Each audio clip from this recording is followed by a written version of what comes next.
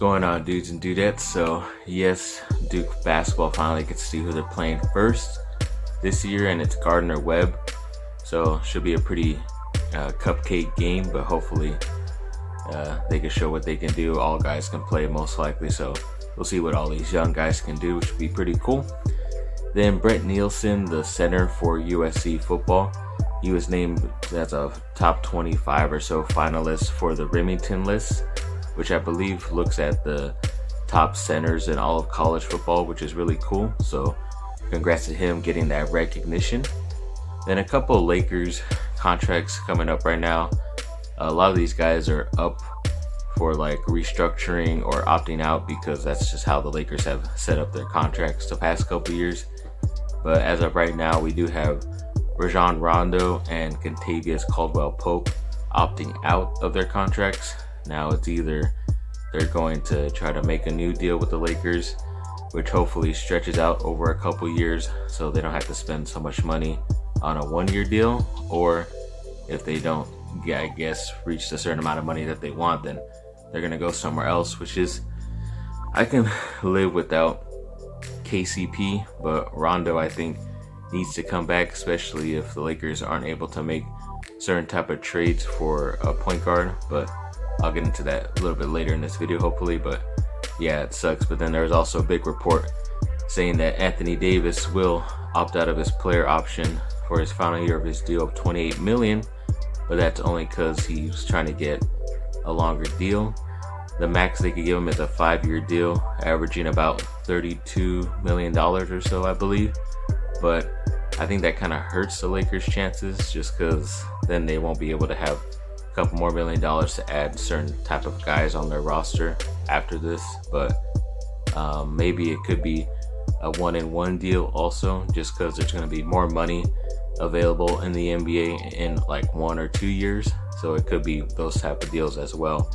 But we'll have to wait and see, and hopefully we do hear some positive news coming out of that. But yeah, it's pretty crazy. So I believe it's on Get Up on ESPN. Mike Tannenbaum, an ex-GM of like the Jets and the Dolphins, said that he believes Justin Herbert, the quarterback for the Chargers, is better than Joe Burrow, who went number 1 overall to Cincinnati and won the Heisman and the championship last year in college. He says he's better than him as an NFL quarterback right now, but I guess so. Stat-wise, you can say that about people, but a lot of people have great stats and they still don't ever win. So Herbert definitely needs to get some of these wins going. I mean, he did set a record for a rookie quarterback on Monday Night Football with 4 touchdowns passes, but of course that wasn't enough to beat the Saints as usual. But especially the last couple of games, even in their first week 1 game against Cincinnati, they barely won by 3. That's of course a 1-possession game as well. The next week against Kansas City, they end up losing it. Same thing to Carolina, you lose it by 1 score. Same thing going with these New Orleans Saints. So nothing's ever really been easy for the Chargers and head coach Anthony Lynn with the hand he's been dealt. I mean, he's lost 5 defensive starters, maybe 6 or 7 right now, that aren't even playing, and they're still in these games, which is pretty crazy. It's just the luck of the Chargers, of course, and it's just the crap we have to deal with right now. So the Anaheim Ducks have signed Max Golod to a 3-year entry deal. So I'm assuming he's a rookie or a guy coming up from the B-level team. So we'll see what he can do. Hopefully he can make the team at some point. And then Lakers assistant coaches Jason Kidd and Phil Handy are up for jobs, I guess, for the Nets and the Pelicans.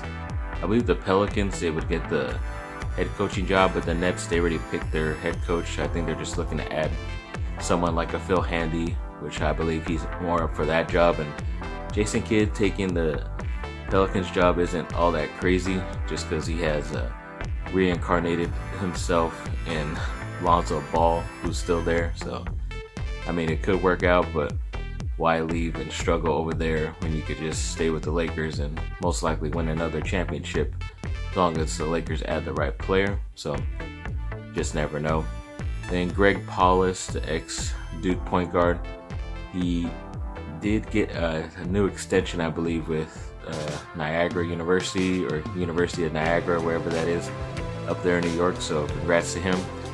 He's doing a good job up there. One of the great Duke leaders. Never really like the most athletic guy, but still got the job done each and every time out there on the court. It's really cool. And then a lot of Chargers mentioning that this is a great bye week, especially Joey Bosa. He's still dealing with some of those tricep injuries, but yeah, I guess the Chargers weren't supposed to have their bye week till later in the year, but of course with the Titans, canceling games and the Patriots having to cancel games, all this whole schedule got mixed up, and of course the Chargers had to get their bye week this week, which is crazy. So yeah, I mean, hopefully some of these guys will come back healthier, especially the guys on defense, and they'll be able to compete the rest of the year, because I read one article saying that the Chargers are like one of the top 5 teams to have the easiest schedule going the rest of the year, so they could make a big run, but of course it could be a run to 8-8 as well. So that's what I definitely don't want to happen, but that's what's most likely going to happen with this Chargers team. So freaking sucks. But of course they're saying that the Lakers are kind of eyeing Luka Doncic to be their future big free agent guy they're going to get. I just don't think it's going to happen soon. I think I've mentioned this before, that he's most likely going to get the extension on his rookie deal. So usually that comes with a player option after 2 years, so he'll technically be in Dallas for about 7 to 8 years, depending if he wants to opt out of those player options, and then it might come, but we still have to wait probably like another 5 years or so for him. But hopefully Anthony Davis is still on the Lakers, and then pairing those two up together even at that time would be pretty freaking awesome for a Lakers fan. So it's crazy to think about, but hopefully we can even get to that 5 years from now with all the crazy shizzle going on in this world. But yes, I'm gonna try to add this extra part to the video where I help out the Lakers make this pretty key trade to get another talented player on the roster. So hopefully it does fit in this video, and yes, stay tuned. So yes, a lot of Lakers rumors going around, whether it's trades and who they might add, who they might trade for, who they're trading away. Don't want to give my 2 cents real quick before anything becomes official, so I can maybe be right. But yes, pretty much the person said around everything is Kyle Kuzma, just because if they want to bring him back, he might ask for an extension, which they probably won't give him just because of how much he underperformed this year as their 3rd star. But then they also, he'll be a restricted free agent for them after next year, and then any team can really put up a contract for him, and the Lakers most likely won't sign it just because it'll be astronomically away from what they want to give him, and then just let him go for free. So I think they should definitely make one of these trades, in my opinion. But the first guy I really think about is Drew Holiday from the New Orleans Pelicans. He's one of the better defensive point guards out there, and he can still average 20 points and 10 assists as well.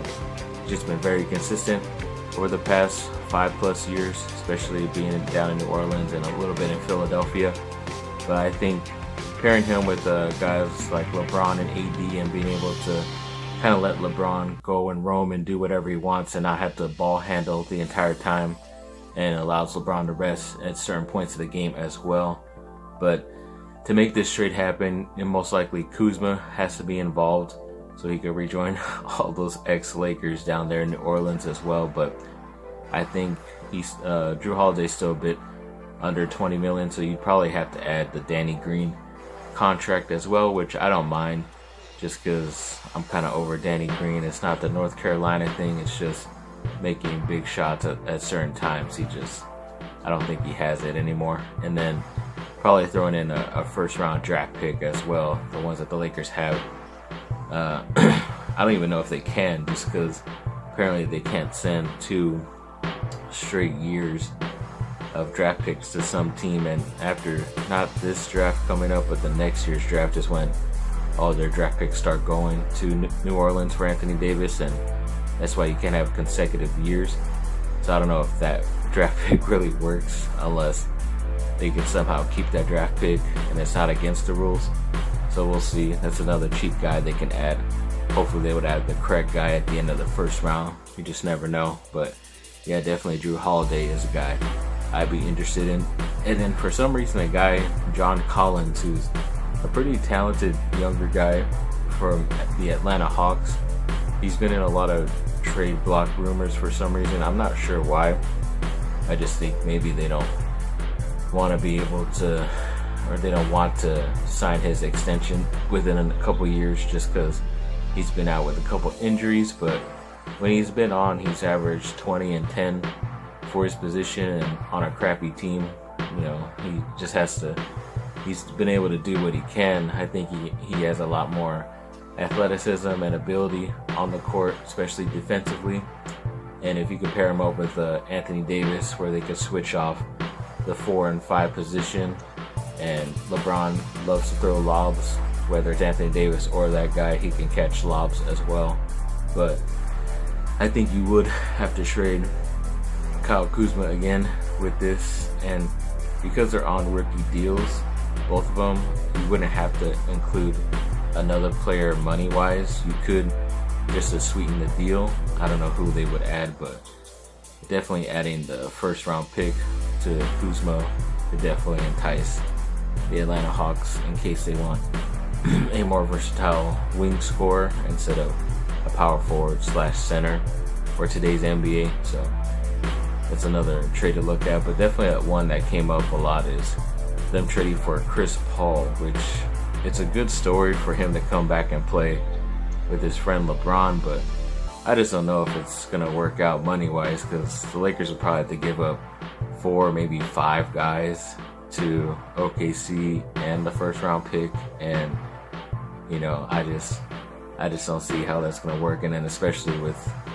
Chris Paul getting like $40 million the next season, which he's most likely going to accept, it's gonna ruin their books and not be giving them a chance to get another free agent the following year. So I just think he can agree to a buyout or do something before he gets to the Lakers, because this trade, I don't think is really going to work out, especially with the amount of guys you're going to give up. And I don't think they can strike gold twice in getting a couple of guys like how they did, just signing random dudes at the beginning of the year. But definitely one that I think will make everyone happy, especially not only me, but Kyle Kuzma himself, since he is the ultimate trade piece for the Lakers, because he is from Detroit, and I think he would want to go home. It would be a great story for him.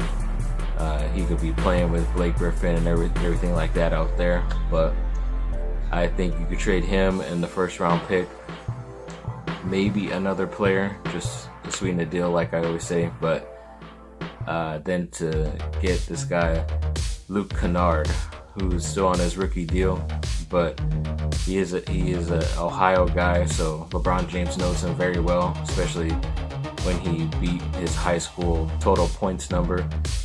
He knew him at that time especially, but this is an ex-Duke guy, but this is one of the better three-point Duke shooters, because he was great at Duke, but he got even better in the NBA because of how much more space there is, and every single year that he's been in the NBA, he's gotten consistently better, especially from the three-point line, which is what is exactly a player that both LeBron James and Anthony Davis need on their roster.